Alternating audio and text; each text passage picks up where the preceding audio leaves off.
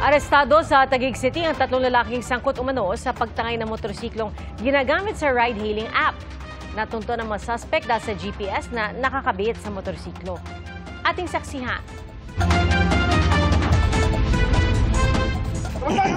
Edad 18 at 19 lang ang mga suspect na target ng follow-up operation ng Cainta Police sa Barangay San Miguel sa Taguig City. Tinakpan yung motor. Ang dalawang suspect na 18 anyos tinutugis dahil sa pagtangay umano ng motorsiklo ng rider ng isang ride-hailing app sa Cainta, Rizal. Ang 19 anyos namang suspect na barangay tanod pa sa kanilang lugar, inakusahang nagkanlong sa mga suspect. Kwento ng biktima, alas 3 ng madaling araw nitong Lunes nagatid siya ng pasahero sa Cainta. Papunta na siya sa susunod na pasahero ng harangin ng mga suspect sa Barangay Santo Domingo. Magmi-minor po kasi ako doon so doon na po nila ako hinarang. Hinawakan po ako nung isa, nalaglag po ako sa motor. And then po, tinutukan po ako ng baril. Sabi, may baril daw po sila, wag daw po ako susunod. Tinangay ng mga suspect ang motorsiklo ng rider, kanyang cellphone, at maging ang dalawang helmet. Nagsumbong sa mga pulis ang biktima. Mabilis na natunto ng mga otoridad ang motorsiklo dahil sa nakakabit ditong GPS. Nasundan po natin yung exact location kung saan yung motor na nawala sa kanya. At doon din po natin nakita yung mga suspect. Na-recover po natin yung stolen motor vehicle at the same time yung firearm na ginamit na pangharang sa kanya. Nabawi ang lahat ng gamit na nawala sa biktima. Positibo rin ang kinilala ang mga suspect na tumanggi magbigay ng pahayag. Nasa kustodiya sila ng pulisya at nahaharap sa patong-patong na reklamo. Para sa GMA Integrated News, ako si Rafi Tima, ang inyong saksi. Posible ngayong linggo ay may mga maisampa pa ang ombudsman ng mga kaso sa Sandigan Bayan kaugnay sa mga maanumalyang flood control project. Kanina, kusang sumuko sa NBI si Sara Diskaya matapos i-anunsyo ni Pangulong Bongbong Marcos na ngayong linggo lalabas ang arrest warrant laban sa kontratista. Saksi si John Consulta. Inaasahan na rin nating lalabas ang warrant of arrest na ni Sara Diskaya itong linggong ito at hindi na rin magtatagal ang pag-aresto sa kanya. Kasunod ng anunsyong iyan ni Pangulong Bongbong Marcos, voluntaryong sumuko sa headquarters ng NBI sa Pasay City ang kontraktor na si Sara Diskaya kasama ang kanyang abogado at kaanak. Naka-face mask si Diskaya nang dumating sa NBI. Bantay sarado siya ng mga ahente nito. Ayon sa source ng GMA Integrated News, ngayong araw nagpahiwatig ng pagsuko si Diskaya sa isang regional officer ng NBI na siya nag-facilitate ng kanyang pagsuko. Naharap sa kasong malversation of public funds at paglabag sa Anti-Graft and Corrupt Practices Act si Diskaya at siyam na iba pa dahil sa manumalya umanong flood control project sa Davao Occidental na nagkakahalaga ng halos 100 milyong piso. Proyekto ito ng St. Timothy Construction Corporation, isa sa mga kumpanya ng pamilya Diskaya. Nung una pa lang na lumabas itong isyong flood control project, sa unang mga meetings pa lang namin ng mga lawyers, napag-uusapan na itong mga ganyang strategy. Naniniwala naman siya sa legal processes dito, Nadamay kasi siya rito kasi nga doon sa medyo nagkalito-lito ng sagot niya. Kasi sa sobrang pagod, pressure, puyat. Actually, itong project na to sa Digos, tapos na ito, hindi ito ghost project. Ayon sa isa pa naming source, hinihintay na lang ang paglabas ng warrant of arrest laban kay Diskaya. Manggagaling ito sa Digos City Regional Trial Court kung saan isinampa ang kaso.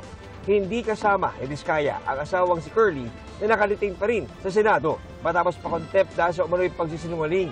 Ang pamangkin ni Diskaya at kapwa niya akusado na si Maria Roma Angeline Rimando na isa ring opisyal ng St. Timothy Construction sumuko sa Pasig City Police.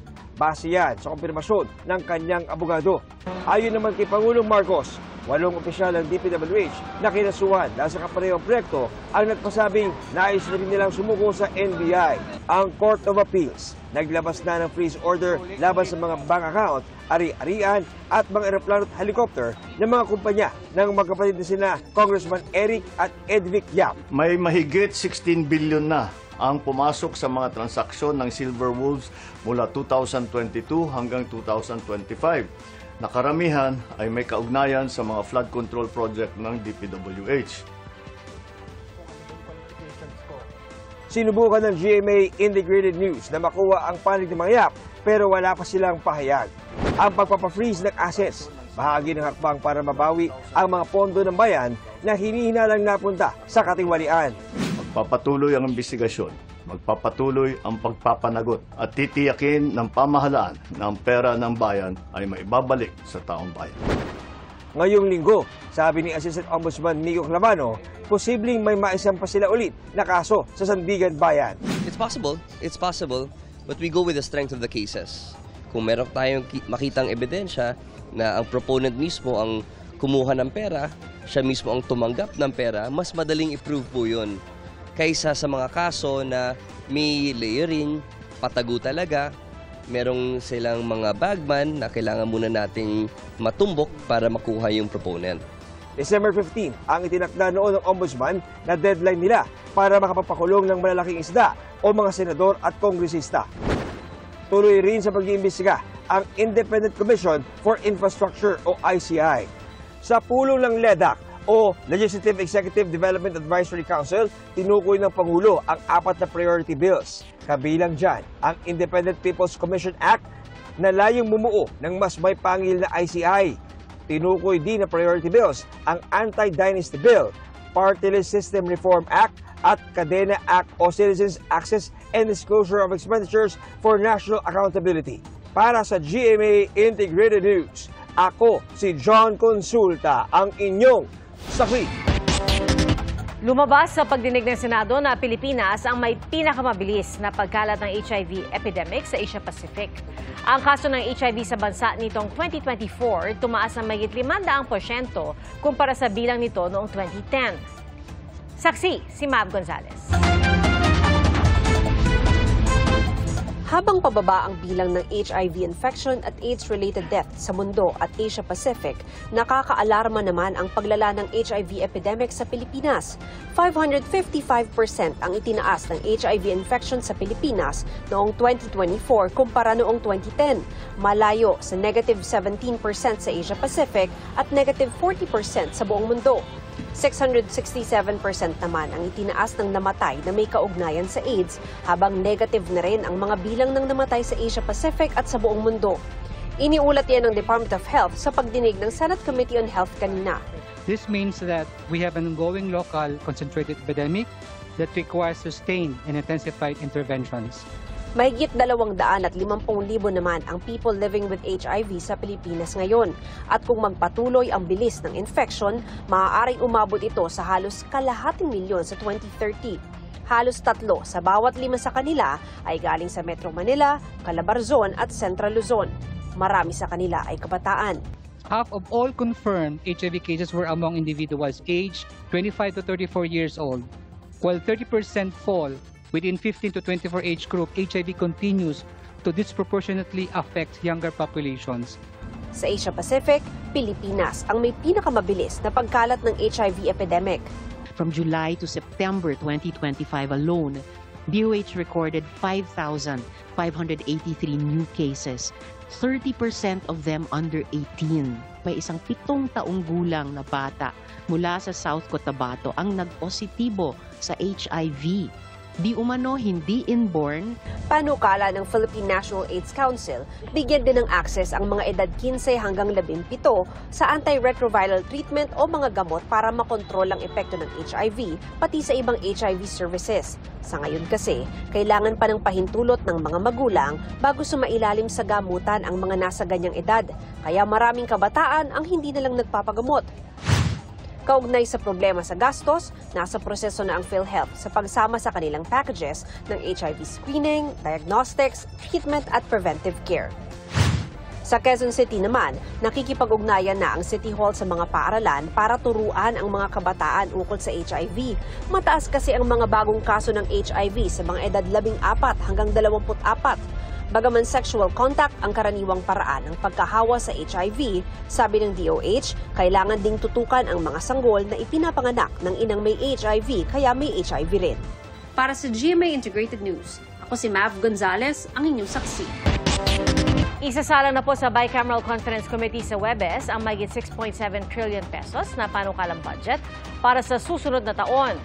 Kasunod po yan ang pag-aproba rito ng Senado sa ikatlo at huling pagbasa sa botong 17. Walang bumoto kontra rito at wala rin nag-abstain. Ayon kay Senator Sherwin Gatchalian, na chairperson ng Finance Committee, mas malinaw, disiplinado, at mas may pananagutan ang 2026 budget. DepEd pa rin na may pinakamalaking budget na nasa 1.37 trillion pesos. Ayon kay Senate President Tito Soto, ila-livestream nila ang BICAM. At iginit din ng Kamara, natutupad sila rito.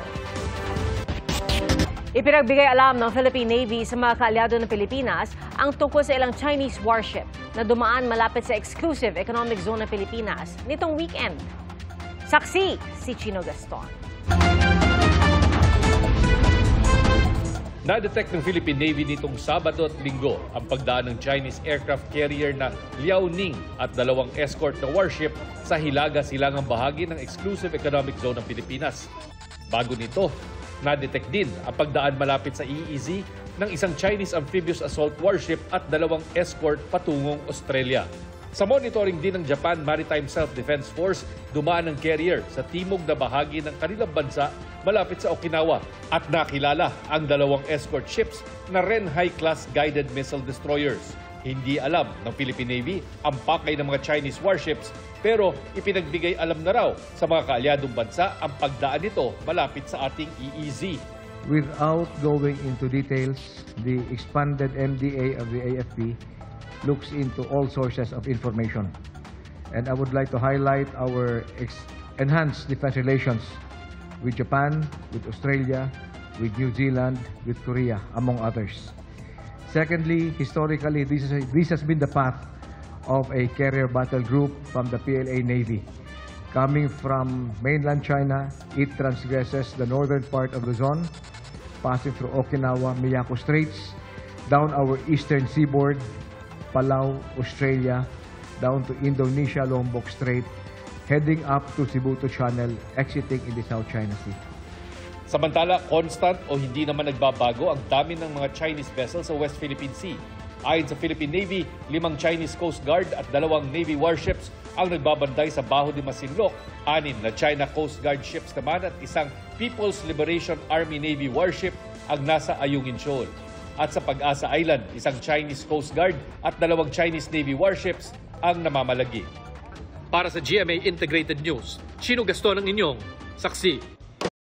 Mga kapuso, maging una sa saksi. Mag-subscribe sa GMA Integrated News sa YouTube para sa iba't ibang balita.